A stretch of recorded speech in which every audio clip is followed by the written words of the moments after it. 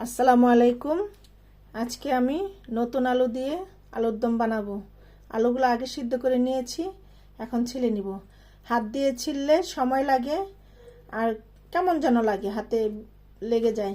তাই আমি এরকম একটা পাতলা ছুরি নিয়েছি, ছুরির সাহায্যে সুন্দর করে উঠাবো। আপনারা যদি কখনো করেন ট্রাই করে দেখবেন, একদম সহজ। এভাবে আলু ছিললে একদম সহজে উঠে যায়, সময়ও খুব কম লাগবে আর করতেও ভালো লাগে। সেজন্য আমি এই পাতলা ছুরিটা নিয়ে নিছি। প্রথম আমি হাত দিয়ে ছুলতে নিছিলাম, কিন্তু দেখা যাচ্ছে কি ভালোভাবে পরিষ্কার হয় না, তাছাড়া আবার সময় লাগে। পরে ভাবলাম যে কি করা যায়, হঠাৎ করে এই বুদ্ধিটা আমার মাথায় আসলো, তাই আমি ছুরি নিছি। দেখেন কত সুন্দর, খুব তাড়াতাড়ি পরিষ্কার হয়ে যায়, একদম ক্লিন হয়ে যায়। আর হাত দিয়ে করলে এত তাড়াতাড়ি আর এত সুন্দর হইতো না। আপনারা করে দেখবেন, আর হাত দিয়ে করে দেখেন আর ছুরি দিয়েও করে দেখেন।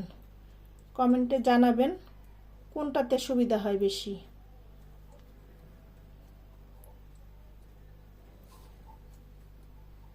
আমার আলুগুলা ছিলা শেষ, দেখুন কত সুন্দর হয়েছে আলুগুলা ছিলা। যদি হাত দিয়ে করতাম ছাকড়া ছাকড়া আলুতে রয়ে যেত। এখন আলুগুলো কত সুন্দর হয়ে গেছে। এখন আমি আলুগুলো মাঝখান দিয়ে কেটে 2 ভাগ করে নিব।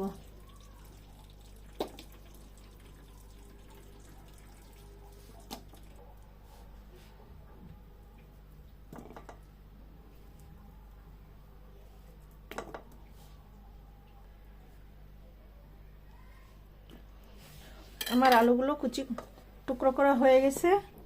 এখন আমি কিছু পেঁয়াজ কুচি করে নিব। এখন আমি এই 2টা পেঁয়াজ কুচি করে নিচ্ছি। আগে ছেলে নিই, তারপরে পেঁয়াজটা কুচি করে নিব। এখন আমি পেঁয়াজগুলো কুচি করে নিচ্ছি।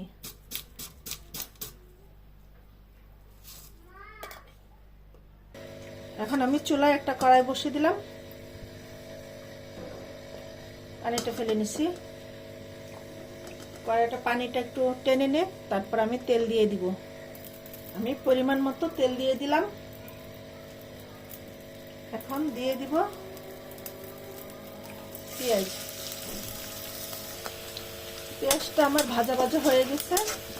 এখন আমি পরিমাণ মতো গুঁড়ো হলুদ দিয়ে দিব। হলুদটা একটু নেড়ে চেড়ে নিচ্ছি। আসলে আমি তেলের মধ্যে সবসময় হলুদ দিই, এই জন্য একটা হলুদের একটা নিজস্ব গন্ধ আছে। যদি একটু বেশি হয়ে যায় তাহলে খেতে ভালো লাগে না। আর যদি তেলের মধ্যে দিয়ে দিই হলুদটা, তাহলে সেই গন্ধটা আর আসে না। সেই জন্য আমি সবসময় তেলের মধ্যে গুঁড়ো হলুদটা দিয়ে দিই। এখন দিয়ে দিব সামান্য একটু পানি। বিসমিল্লাহ।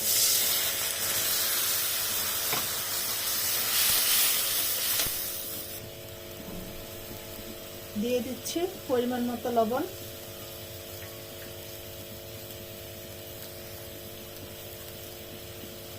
পরিমাণ মতো মরিচের গুঁড়ো,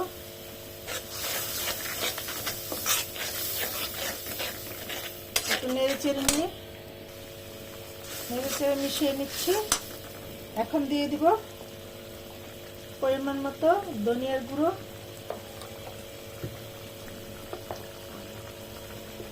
পরিমাণ মতো জিরে গুঁড়ো। আবার একটু নেড়ে নিই।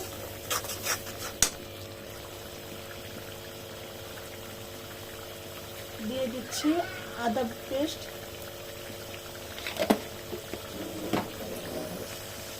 দিয়ে দিচ্ছি রসুন পেস্ট। আবার একটু নেড়ে চেড়ে নিই।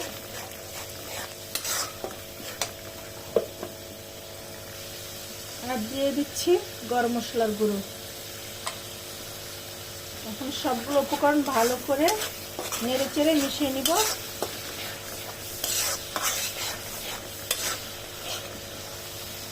আমার সবগুলো মশলা কষানো হয়ে গেছে। এখন আমি দিয়ে দিব সিদ্ধ করা আলুগুলো।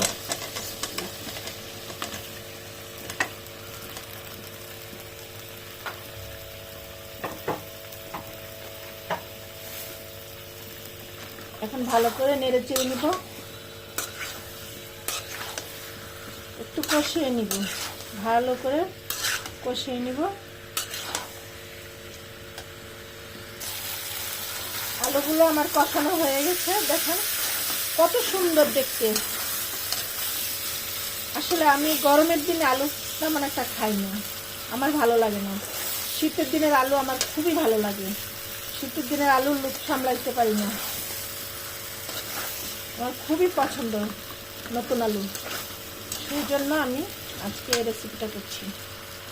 এখন দিয়ে দিব একটু পানি, বেশি দেওয়ার প্রয়োজন নাই, যেহেতু আমার আলুগুলো আগে থেকে সিদ্ধ করা, সেজন্য বেশি দিব না, যাতে মশলাটা আলুর ভিতরে ঢুকে যায়, সেই জন্য ওই পরিমাণের একটু পানি দিয়ে নিলাম।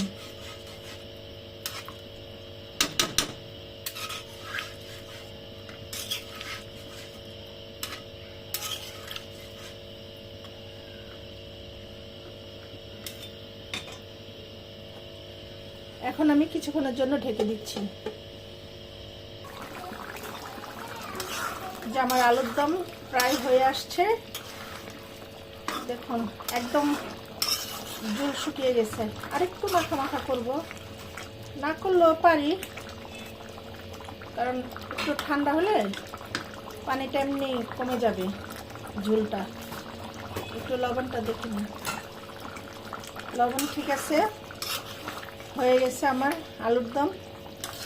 কে কে শীতে নতুন আলু দিয়ে আলুর দম করে খান কমেন্টে জানাবেন, বেশি বেশি লাইক কমেন্ট শেয়ার করবেন, আর আমার জন্য দোয়া করবেন। আমিও আপনাদের সবার জন্য দোয়া করি।